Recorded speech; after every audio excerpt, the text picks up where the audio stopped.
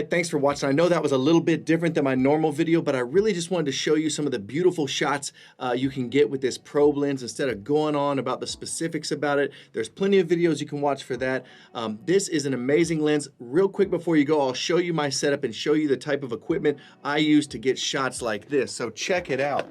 So here is our Moth on the table. I have a nice piece of black plexiglass here. I found this Moth outside. It was already dead, and it was just beautifully preserved like this. I didn't kill it, but it was gorgeous, and I thought it would be a great subject to try this probe lens out because it just had this beautiful V shape that I could run the probe lens down the middle of it. All right, so I got some little LED lights so I can get some really nice lighting on it. This only goes down to like an f14, so it doesn't have big lenses. It doesn't let in a lot of light, so you have to make sure your subject is really lit.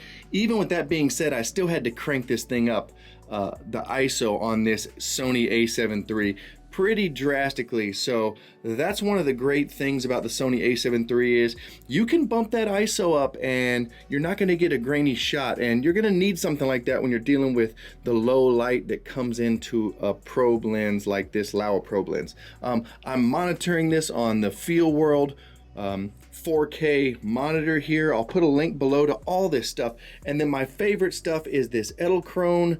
This is the Head Plus on a Slider 1. Beautiful shots you can get with this.